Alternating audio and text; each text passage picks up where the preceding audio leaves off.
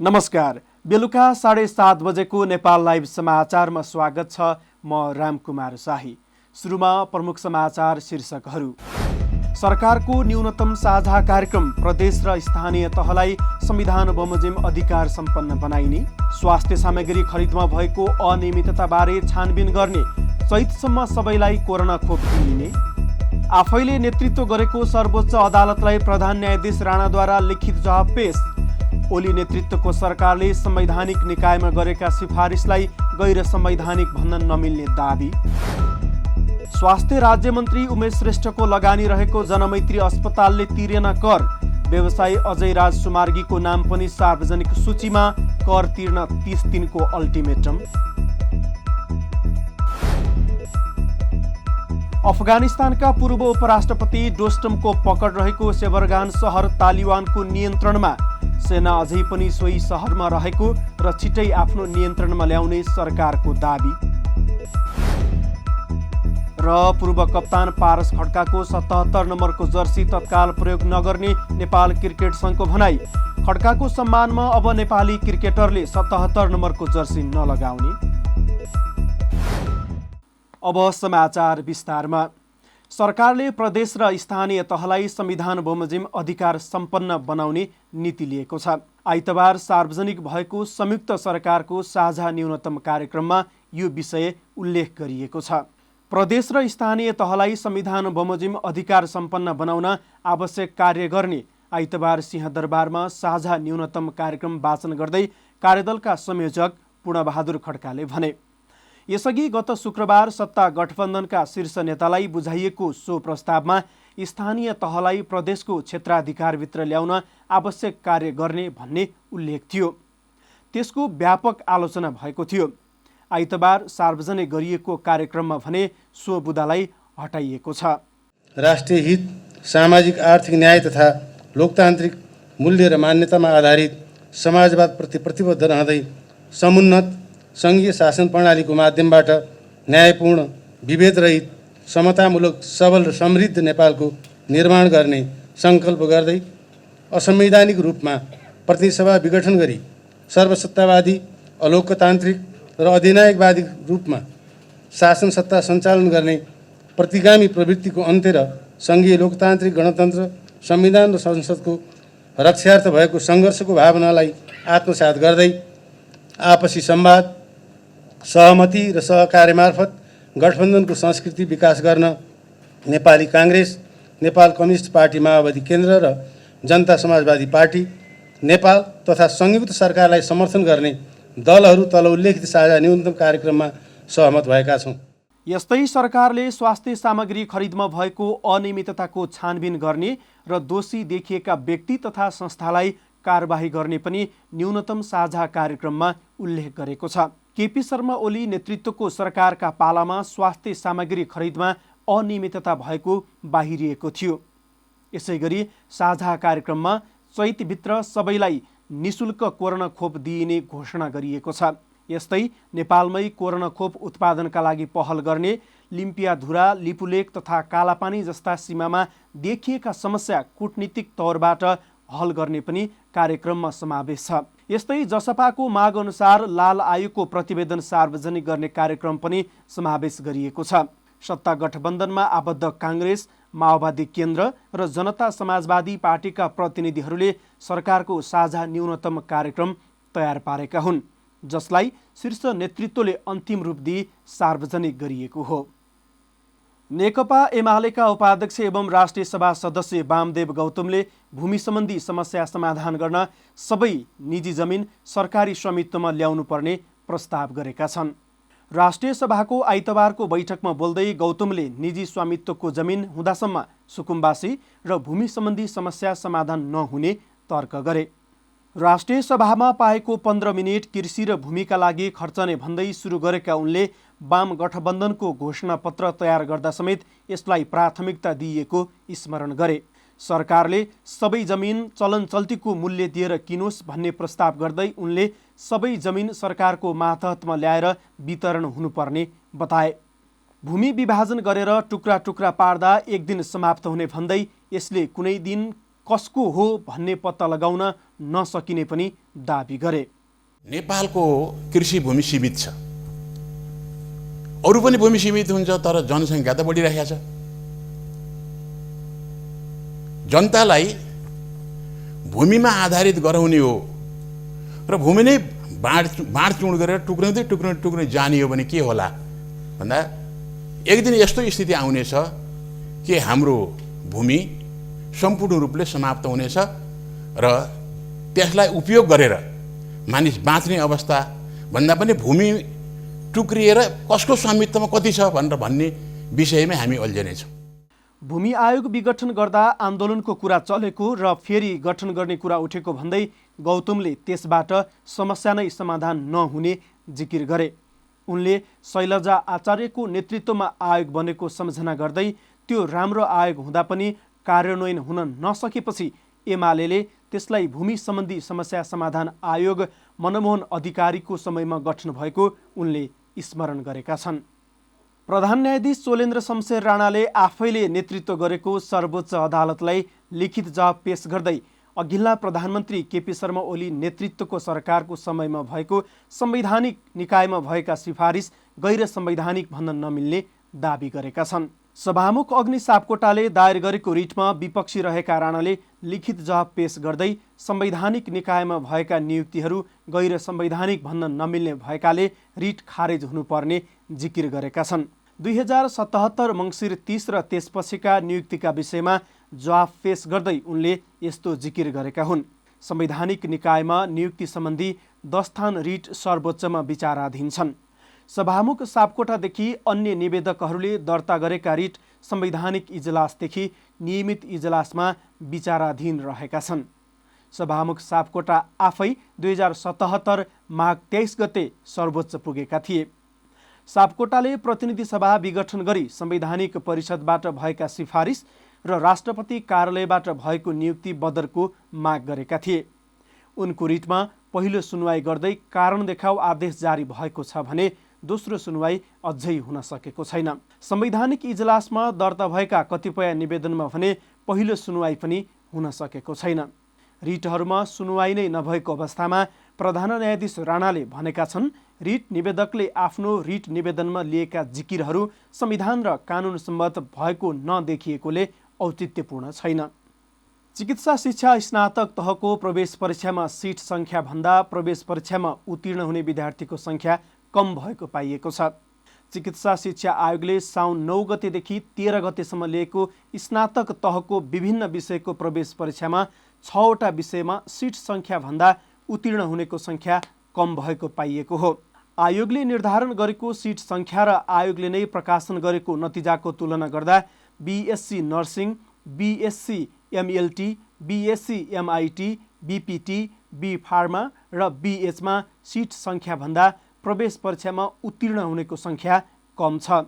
आयोगले BSc नर्सिङतर्फ seat सङ्ख्या 1100 तोकेको छ, तर 504 जना मात्र उत्तीर्ण भएका छन्। यस्तै बीएससी एमएलटीतर्फ सिट सङ्ख्या 425 रहेकोमा 118 जना मात्र पास भएका छन्। बीएससी एमआईटीतर्फ सिट सङ्ख्या 71 छ भने पास हुने 35 जना मात्र छन्। बीपीटीतर्फ 150 सिट सङ्ख्या रहेकोमा 114 जना मात्र पास भएका छन्। बी फार्मातर्फ 902 सिट सङ्ख्या निर्धारण गरिएको छ, तर प्रवेश परीक्षामा 547 जना मात्र उत्तीर्ण भएका छन्। आयोगले निर्धारण गरेको सिट सङ्ख्याभन्दा प्रवेश परीक्षा उत्तीर्ण गरेको सङ्ख्या कम देखिएको आयोगका उपाध्यक्ष डाक्टर श्रीकृष्ण गिरीले बताए। उनले आयोगले जति सिट निर्धारण गरेको भए पनि प्रवेश परीक्षामा उत्तीर्ण भएका विद्यार्थीले मात्रै भर्न पाउने पनि बताएका छन्। विद्यार्थीले प्रवेश परीक्षा नै उत्तीर्ण गर्न नसकेपछि धेरै सिट खाली हुने देखिएको हो। खाली हुने सिटमा के गर्ने भन्ने विषयमा कुनै छलफल तथा निर्णय नगरिएको डाक्टर गिरीले बताएका छन्। भूमि सम्बन्धी समस्या समाधान आयोग खारेज गर्ने सरकारको निर्णय विरुद्ध सर्वोच्च अदालतमा रिट दायर भएको छ। विघटित आयोगका अध्यक्ष देवी प्रसाद गेवालीले आइतबार सर्वोच्च अदालतमा रिट दर्ता गराएका छन्। गेवालीले आइतबार दर्ता गराएको रिटको प्रारम्भिक सुनवाईका लागि सोमबार पेशी तोकिएको सर्वोच्च अदालत स्रोतले जानकारी दिएको छ। केपी शर्मा ओली नेतृत्वको अघिल्लो सरकारले गठन गरेको आयोग सुकुम्बासी समस्या समाधान गर्ने भन्दा जग्गा वितरण गर्ने, कार्यकर्ता भर्ती गर्ने र हदबन्दीभन्दा धेरै भएको जग्गा वितरणमा संलग्न रहेको दाबीसहित सरकारले खारेज गरेको थियो। भूमि सम्बन्धी ऐन 2021 अनुसार गठन भएको आयोग सरकार परिवर्तन हुने बित्तिकै खारेज हुन नसक्ने र सरकारको यो निर्णयले जग्गा वितरणको अन्तिम अवस्थामा रहेको निर्णयमा अपूरणीय क्षति हुने गेवालीको रिटमा उल्लेख छ।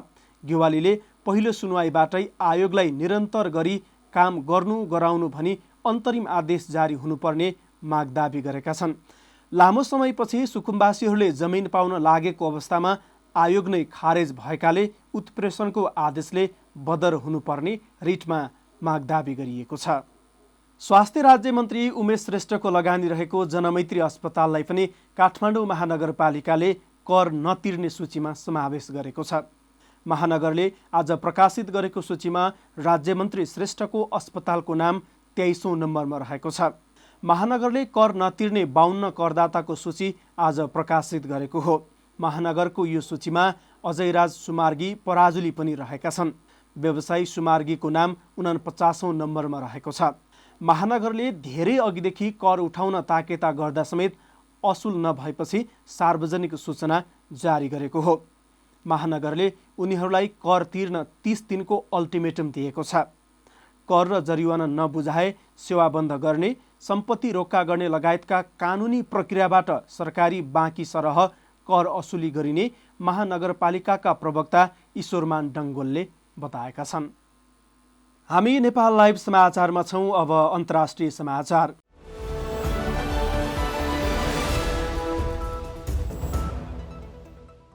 चरमपन्थी संगठन तालिबानले अफगानिस्तानको उत्तरी क्षेत्रमा रहेको जानजान प्रान्तको सेभरगान सहर नियन्त्रणमा लिएको दाबी गरेको छ। तालिबानले पछिल्लो 2 दिनमा कब्जामा लिएको यो दोस्रो प्रान्तीय राजधानी हो। यसअघि गत शुक्रबार निम्रोज प्रान्तको जारन्ज सहर पनि कब्जा गरेको थियो। अफगानिस्तानको रक्षा मन्त्रालयले सरकारी सेना अझै पनि सोही सहरमा रहेको र छिटै नै उक्त सहरलाई आफ्नो नियन्त्रणमा ल्याउने दाबी गरेको छ। सेभरगान अफगानिस्तानका पूर्व उपराष्ट्रपति अब्दुल रसिद डोस्टमको बलियो पकड रहेको सहर मानिन्छ। उनका समर्थकले उक्त सहरमा तालिबान विरुद्धको लडाईँको नेतृत्व गरिरहेका सरकारी अधिकारीहरूको भनाइ छ। स्थिति नियन्त्रणभन्दा बाहिर जान सक्ने भन्दै अहिले अफगानिस्तानको सेनालाई सहयोग गर्न 150 जना मानिसहरू उक्त सहरमा गएका छन्। अमेरिकी र नेटो आबद्ध सेना फर्किने अन्तिम चरणमा रहेको बेला तालिबानले अफगानिस्तानका प्रमुख सहरमा आफ्नो कब्जा बढाउँदै लगेको छ।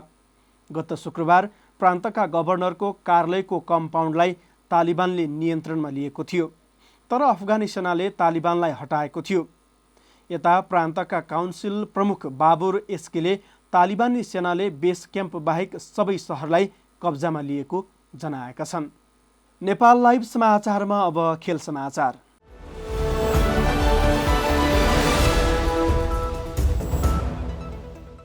नेपाल क्रिकेट सङ्घ क्यानले पूर्व कप्तान पारस खड्काको 77 नम्बरको जर्सी तत्काल प्रयोग नगर्ने भएको छ।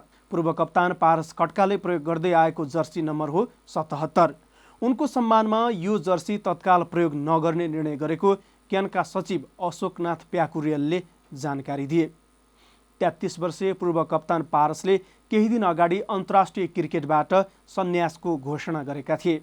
सन् 2009मा कप्तान चयन भएका पारस 2019मा कप्तानी पद छाडेका थिए। पारसले नेपालका लागि 10 एकदिवसीय अन्तर्राष्ट्रिय र 33 टी20 अन्तर्राष्ट्रिय खेल खेलेका छन्। नेपाली क्रिकेटका सफल कप्तान पारसले नेपाललाई डिभिजन 5 हुँदै एकदिवसीय अन्तर्राष्ट्रिय राष्ट्रको मान्यता दिलाउन सफल भएका थिए। पारसकै कप्तानीमा नेपालले टी20 विश्वकप खेलेको थियो। सन् 2014मा बङ्गलादेशमा भएको टी20 विश्वकपमा नेपालले प्रतिस्पर्धा गरेको थियो।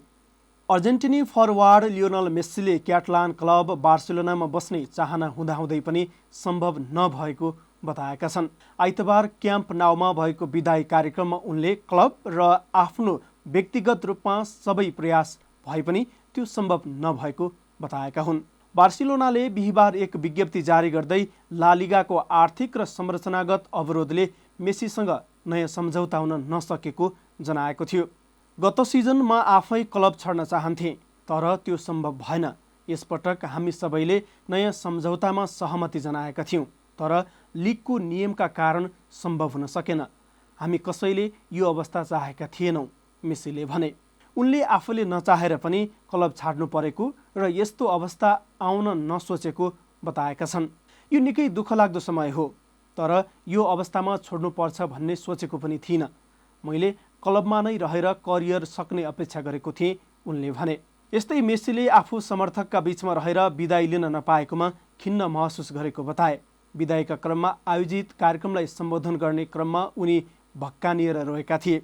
आफ्नो अभिव्यक्ति राख्नु अघि नै सम्हाल्न नसकेर आँसु झारेका उनलाई सम्बोधन सकिएपछि उपस्थित सबैले लामो समय ताली बजाएर सम्मान दिएका थिए। समाचारको अन्त्यमा प्रमुख समाचारका शीर्षकहरू फेरि एकपटक। सरकारको न्यूनतम साझा कार्यक्रम, प्रदेश र स्थानीय तहलाई संविधान बमोजिम अधिकार सम्पन्न बनाइने, स्वास्थ्य सामग्री खरिदमा भएको अनियमितताबारे छानबिन गर्ने, चैतसम्म सबैलाई कोरोना खोप दिइने, आफैले नेतृत्व गरेको सर्वोच्च अदालतलाई प्रधान न्यायाधीश राणाद्वारा लिखित जवाब पेश, ओली नेतृत्वको सरकारले संवैधानिक निकायमा गरेका सिफारिसलाई गैर संवैधानिक भन्न नमिल्ने दाबी, स्वास्थ्य राज्यमन्त्री उमेश श्रेष्ठको लगानी रहेको जनमैत्री अस्पतालले तिरेन कर, व्यवसायी अजय राज सुमार्गीको नाम पनि सार्वजनिक सूचीमा, कर तिर्न 30 दिनको अल्टिमेटम, अफगानिस्तानका पूर्व उपराष्ट्रपति डोस्टमको पकड रहेको सेबरगान सहर तालिबानको नियन्त्रणमा, सेना अझै पनि सोही सहरमा रहेको र छिटै आफ्नो नियन्त्रणमा ल्याउने सरकारको दाबी, र पूर्व कप्तान पारस खड्काको 77 नम्बरको जर्सी तत्काल प्रयोग नगर्ने नेपाल क्रिकेट सङ्घको भनाई, खड्काको सम्मानमा अब नेपाली क्रिकेटरले 77 नम्बरको जर्सी नलगाउने। नेपाल लाइभ समाचार आज यति नै। यसपछि 8:30 बजे बहसमा काङ्ग्रेस हेर्न सक्नुहुनेछ। यस्तै हाम्रा अन्य कार्यक्रम नेपाल लाइभको Facebook page, YouTube channel, Twitter र हाम्रो वेबसाइट नेपाललाइभ.com मा पढ्न र हेर्न सक्नुहुनेछ। नमस्कार।